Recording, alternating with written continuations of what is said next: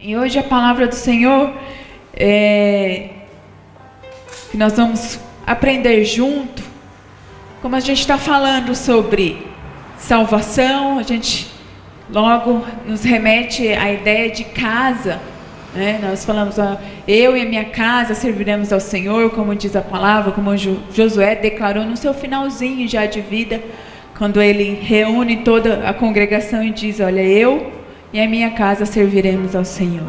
Então nós falamos isso, né? Eu acredito que a minha casa será salva. E hoje nós vamos aprender sobre os pilares, né? O pilar que sustenta, o pilar é o que sustenta a casa, né? A gente aos domingos tem falado sobre a porta é o que traz segurança, e os pilares é o que sustenta uma construção, a casa. Então nós vamos falar sobre alguns pilares que constroem nossa casa. E para a gente começar a entrar a falar sobre nossa casa, sobre o alicerce, eu quero que você abra lá comigo, lá em Mateus, versículo 7, capítulo 7. E o título dessa passagem diz os dois fundamentos. É uma parábola que é uma história que é bem conhecida. Diz assim: todo aquele 7:24. Todo aquele, pois, que ouve estas minhas palavras e as pratica, será comparado a um homem prudente, que edificou a sua casa sobre a rocha.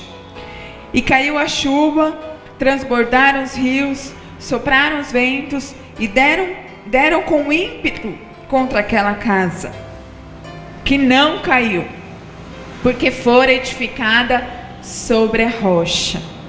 E todo aquele que ouve estas minhas palavras e não as pratica, será comparado a um homem insensato, que edificou sua casa sobre a areia. E caiu a chuva, transbordaram os rios, sopraram os ventos e deram com ímpetos contra aquela casa. E ela desabou, sendo grande a sua ruína. Queridos, o que eu aprendo com isso? Hoje, aqui, nós lemos que fala sobre a tempestade que assolou as duas casas. Uma que foi construída na pedra e a outra que foi construída na areia. E aqui diz que veio o vento, veio a chuva, e aquela que estava alicerçada na rocha, ela permaneceu inabalável, firme. Mas a que foi construído seus alicerces na areia, ela desabou, e aqui diz que foi grande a sua ruína. As famílias hoje, os lares, têm vivido ruínas. Quantos lares estão destruídos? Muitos. Hoje cada vez mais é comum, por mais que nos escandaliza, ouvirmos nos noticiários de pai que molestam filhos, filhas, que matam, né, que fazem tantas coisas e que a gente fica assim, né, mães que despejam seus filhos na lata de lixo, dentro de saquinhos, e parece ser surreal isso, mas o que falta a essas famílias que estão em ruínas? Falta um alicerce. Onde elas estão construídas? E aqui nós aprendemos que Jesus é a rocha. É sobre ela que nós temos que construir a nossa casa. Lá em Efésios 2:20, diz assim, Efésios 2:20, do 20 ao 22, edificados sobre o fundamento dos apóstolos e dos profetas, de que Jesus Cristo é a principal pedra da esquina, no qual todo edifício bem ajustado cresce para templo santo no Senhor, no qual também vós juntamente sois edificados para a morada de Deus em espírito. Nós temos que construir o nosso lar, a nossa casa, a nossa família, na pedra, no alicerce que é Jesus. Esse é o primeiro pilar. E depois nós vamos ver que o segundo pilar, que está lá em Salmo 128, que é temer ao Senhor. ter reverência ao Senhor, crer na palavra do Senhor. Lá em Salmo 128, do 1 ao 6, diz assim, é profética essa palavra: bem-aventurado aquele que teme ao Senhor e anda nos seus caminhos.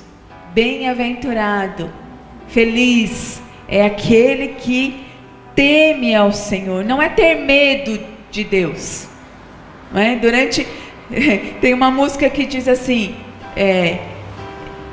que os olhos do Senhor, agora me fugiu agora, mas tem uma música infantil que ela fala que os olhos, cuidado o olhinho o que vê, cuidado o boquinho que fala, porque o nosso Criador, né, está olhando para você.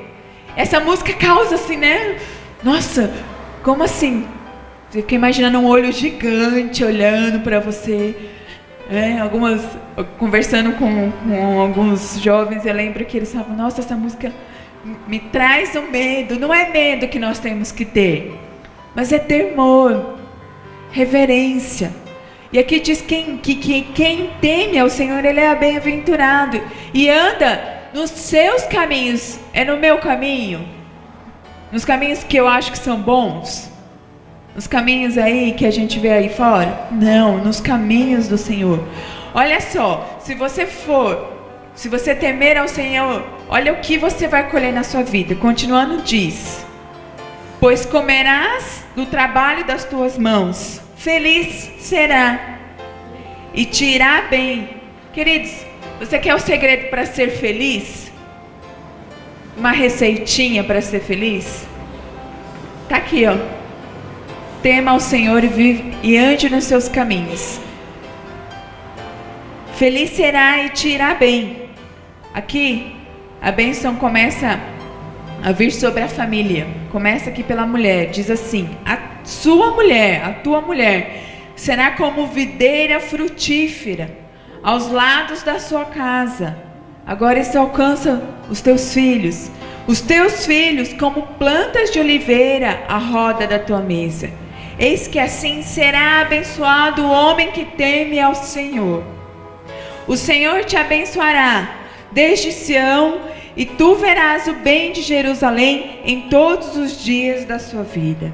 E verás os filhos dos teus filhos e a paz sobre Israel.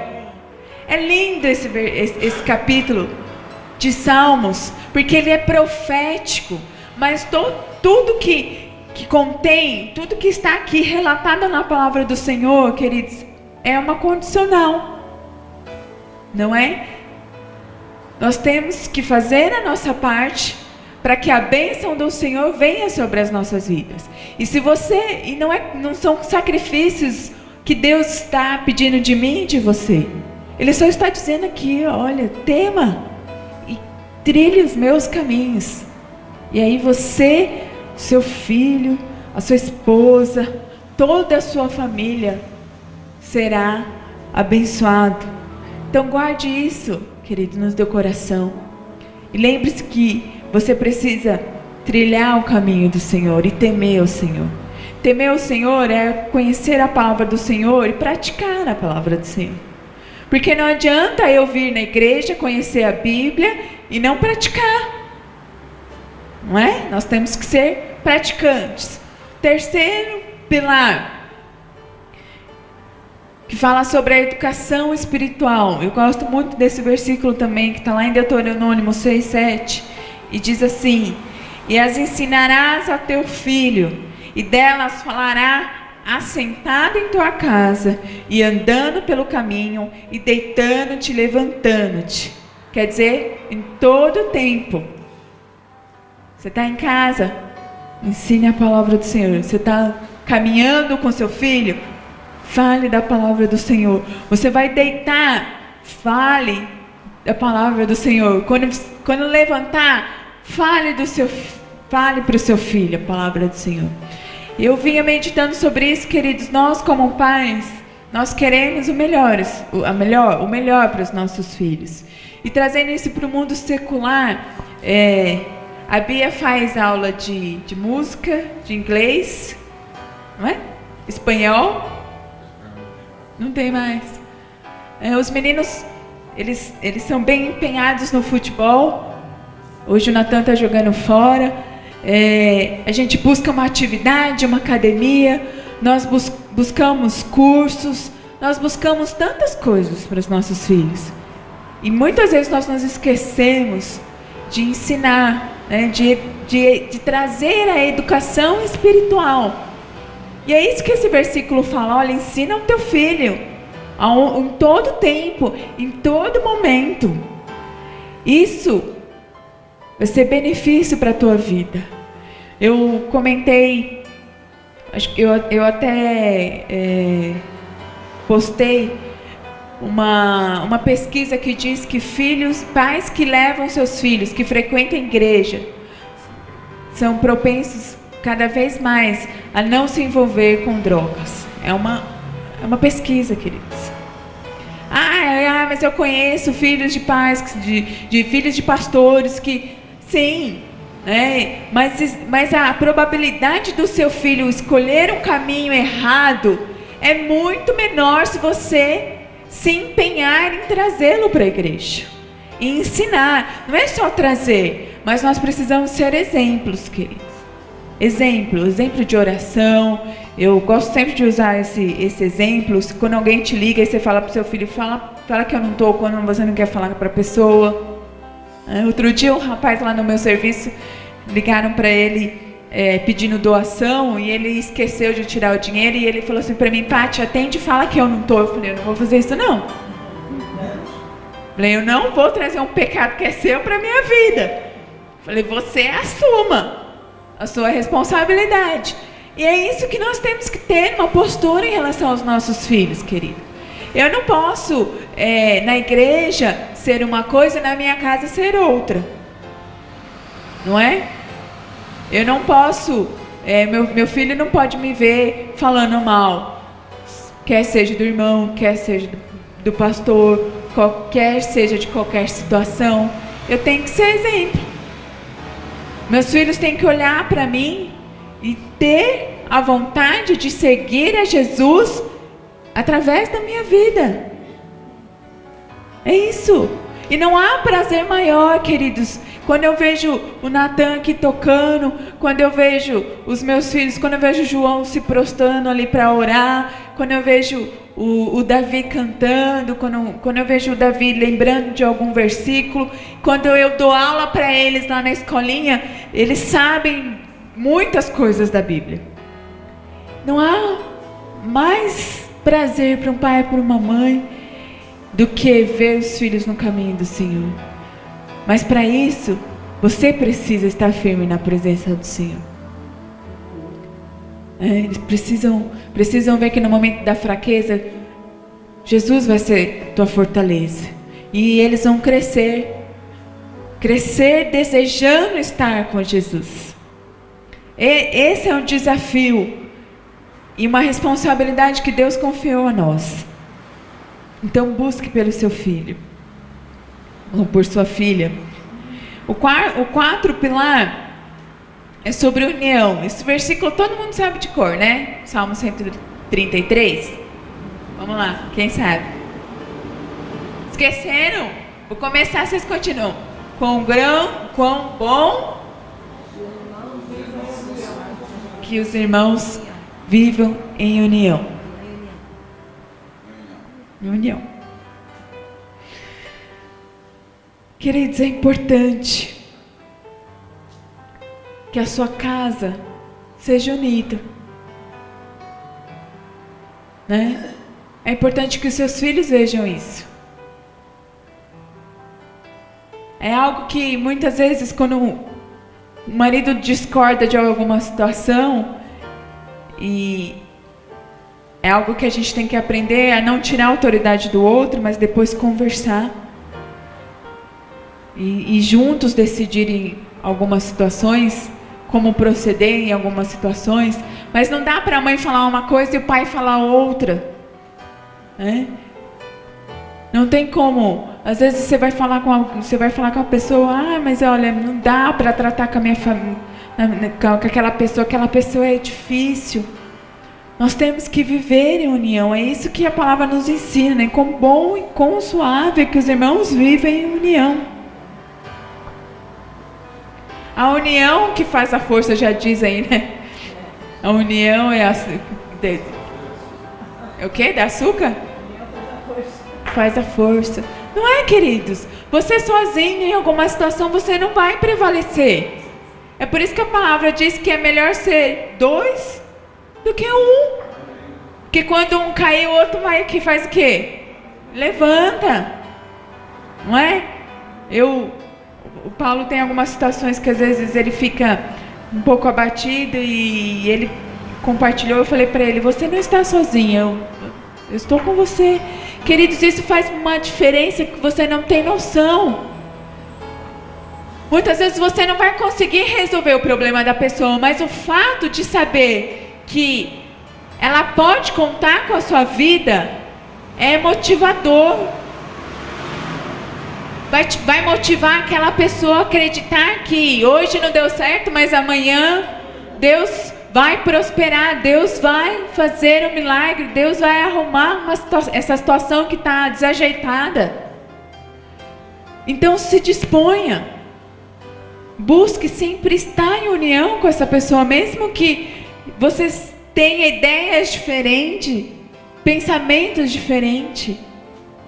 Os casais, nós pensamos muito diferente, a mulher pensa muito diferente do homem, mas dá uma cedida ali, não é? Quando um cede, melhora as situações. Então, que a gente possa entender que isso é a vontade de Deus. A Bíblia fala aqui dos amigos que levaram paralíticos, vocês lembram dessa passagem? Fez toda a diferença. Os amigos levaram, ele não tinha ninguém. Eles deram um jeitinho, eles se uniram ali para que aquele rapaz fosse abençoado. E ele foi abençoado. O Senhor se agrada, queridos, quando nós nos unimos. O Senhor se agrada quando nós nos esforçamos, quando nós nos colocamos à disposição e dizemos, olha, eu estou aqui, ó. O que você precisar, pode contar. Como é bom saber que tem alguém orando por você. Porque tem situações que a gente não consegue, parece que a nossa oração dizem que não passa do teto, não é? Claro que passa. Que o Senhor, Ele está bem próximo de nós. Mas nós temos essa sensação muitas vezes. E aí quando alguém diz assim, olha, eu vou te ajudar em oração.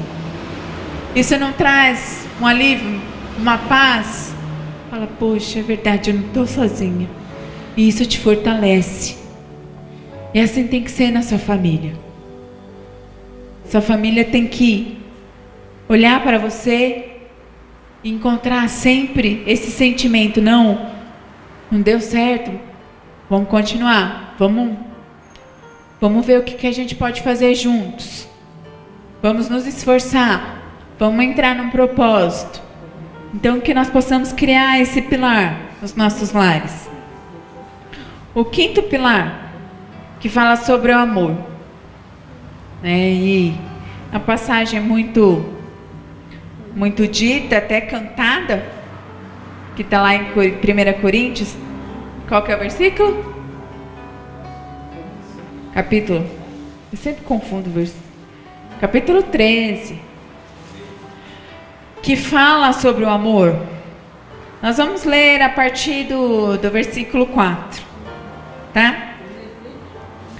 1 Coríntios 13, 4. Diz assim: o amor é o que, gente? Paciente. É o que mais? O amor não arde em ciúmes, não se ufana e não se ensoberbece.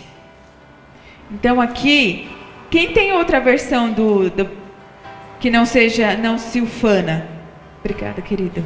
Tem alguém que tem outra versão? Tem alguém que não se irrita? Tem uma versão que diz que não se irrita e não, esse é o 5, desculpa. Mas no versículo 4 diz que o amor não arde em ciúmes, não se ufana, não se ensoberbece. Quem ama, queridos, não trata mal. Eu lembro sempre de uma história que eu ouvi de uma irmã que chegou na igreja e falou pro pastor: pastor, chegou com uma mala. Ela falou: pastor, já ouviu essa história? Eu vou morar aqui na igreja. Aí o pastor falou assim: como assim, irmã? Não, porque eu quero meu marido igual o meu marido aqui da igreja, porque chega lá em casa, ele briga, ele bate, ele é bravo. Então, eu vou vir aqui morar aqui, porque aqui na igreja ele é diferente.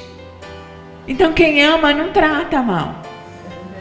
Ou se você perceber que você passou ali, as mulheres, né, quando a gente está de TPM, a gente costuma ser um pouquinho nervosa.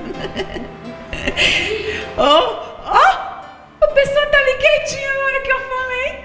Você acha? Ô, Lucas? Não é? Aí tem mês que a gente chora e tem mês que a gente fica brava, né? Vai intercalando. Mas isso não quer dizer, a Bíblia diz que a gente pode se irar. Como não? Pode sim, Fabiano. O que não pode? O que não pode? Permanecer irados. Diz que você não pode dormir irado. Você pode se irar. Lógico, até porque, né, nós somos feitos de emoções, de sentimentos. Nós temos... Jesus, a gente vê que quando Jesus ficou nervoso, ele desceu lá o chicote lá no povo. Jesus era amoroso, mas quando tinha que disciplinar, ele disciplinava. Mas diz assim: irai-vos, mas não pequei. Não se ponha sobre o sol a vossa ira. Então quer dizer, você não pode dormir irado. Agora, se você percebeu que você passou um pouquinho do limite, então diga para essa pessoa: me perdoa. Porque o amor, ele não trata mal. É isso que diz aqui, no versículo 4 que nós lemos. Ele é paciente, ele é benigno. Versículo 5 diz: não se conduz inconvenientemente, não procura os seus interesses, não se exaspera e não se ressente do mal. Não se exaspera e não procura os seus interesses, sempre o interesse do outro, não é? Quando a gente ama, a gente quer sempre ver o outro bem, e aí a gente vai fazer com que aquilo que está no meu limite, para que essa pessoa esteja bem, não é? Porque nós nos conhecemos, nós sabemos. A família se conhece, não conhece o filho, a mãe conhece o filho, o esposo conhece a esposa, e quando quer brigar, sabe exatamente aonde, né? O que falar, sabe o que irrita, não é verdade? Mas não é isso que a palavra diz que o amor faz, que diz que o amor não irrita, que o amor é bondoso.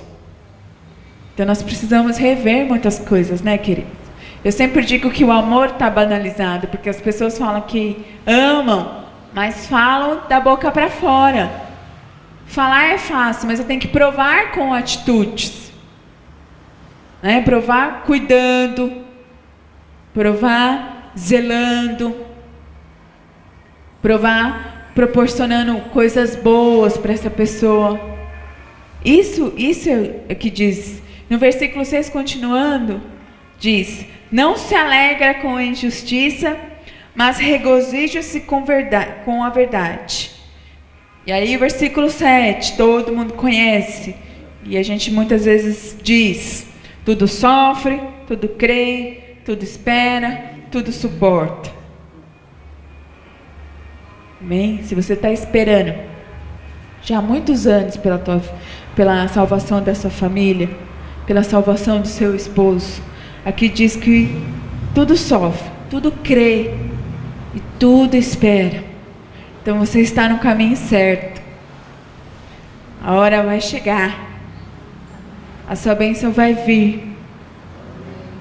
E os anos que você está esperando, você nem vai se lembrar de todos os anos que você está esperando, que você esteve esperando.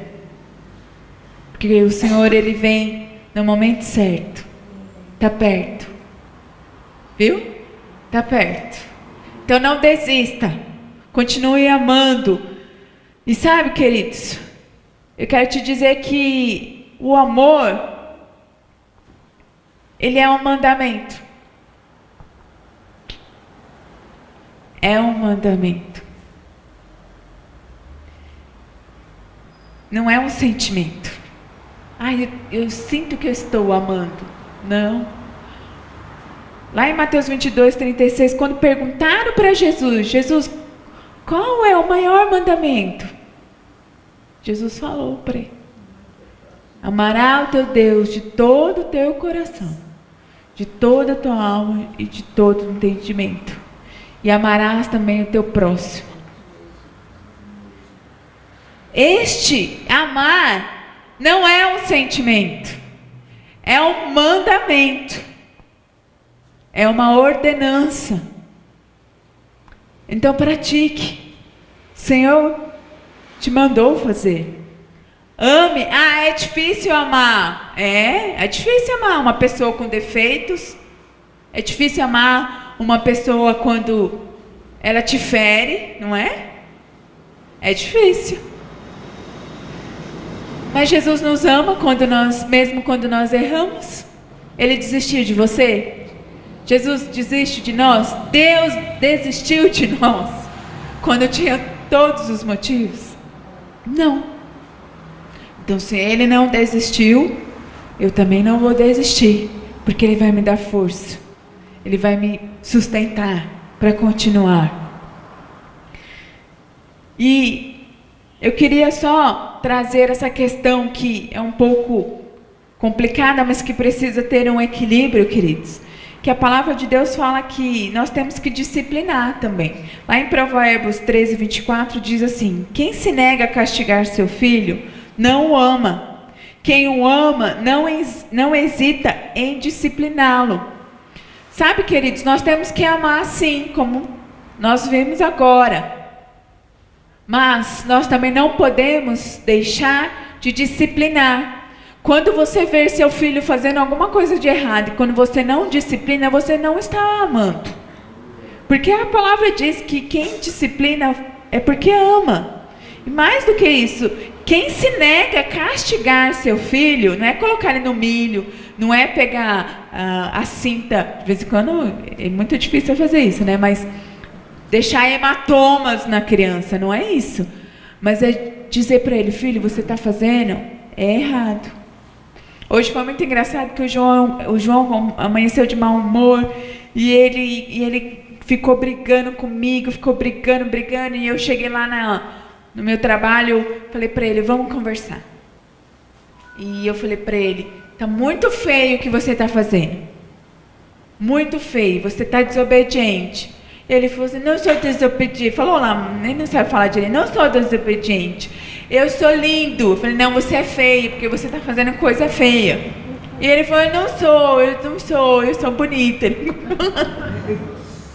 Eu falei: Jesus não gosta de criança que faz essas coisas assim feias. Eu não vou fazer mais, mamãe. Ele ficou falando para mim. Mas eu tenho que disciplinar. E não é fácil, né? É difícil, porque dá trabalho, não dá trabalho? Você ficar ali falando para a criança. Ainda mais, o João ele fala 10 mil vezes, aí eu falo 20 mil vezes. Ele fala 10, ele fala 20, eu falo 30. Não, é mais fácil você falar: então tá bom, então faz. É mais fácil? Mas aqui diz que se você não disciplinar o seu filho, você não está amando. Porque amanhã ou depois, queridos, eles vão para a vida aí fora e eles vão receber muitos nãos, muitas situações. E você precisa preparar o seu filho. Você precisa ensinar o que é certo ou errado. Nós temos um grande exemplo aí que é a Susana Richthofen, sei lá o sobrenome dela. Ela nunca ouviu não dos pais dela. O dia que ela ouviu não, ela planejou matá-los. Faltou disciplina.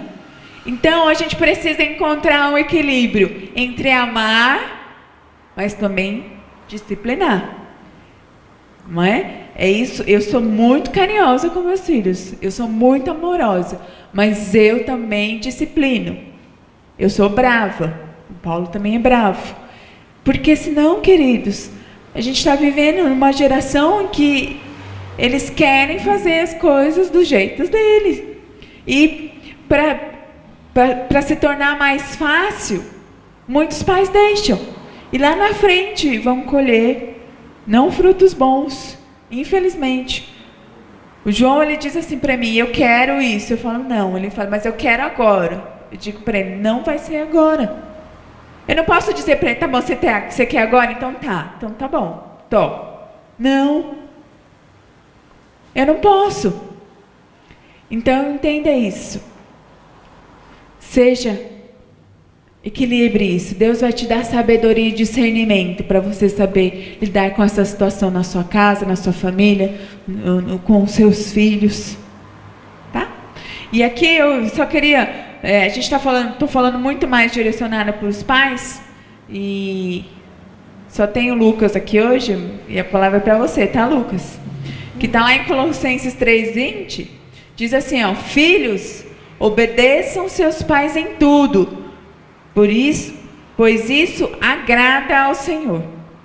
Então existe a responsabilidade em relação aos pais, em relação ao esposo, é uma outra palavra, mas Deus atribui responsabilidades ao esposo, à esposa e aos filhos também. E aqui diz que os filhos têm que ser obedientes aos pais em tudo, porque isso agrada ao Senhor.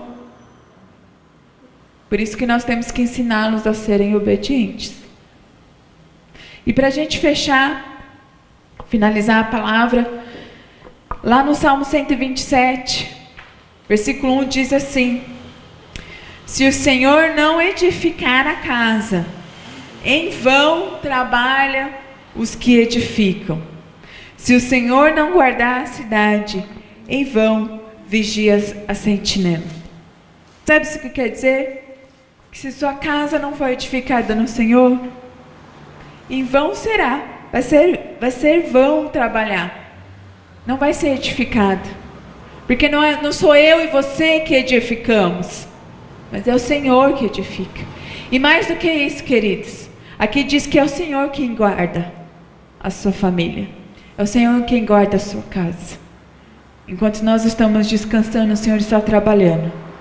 Então guarde essa palavra no seu coração. É o Senhor que zela pela sua vida. Assim como Deus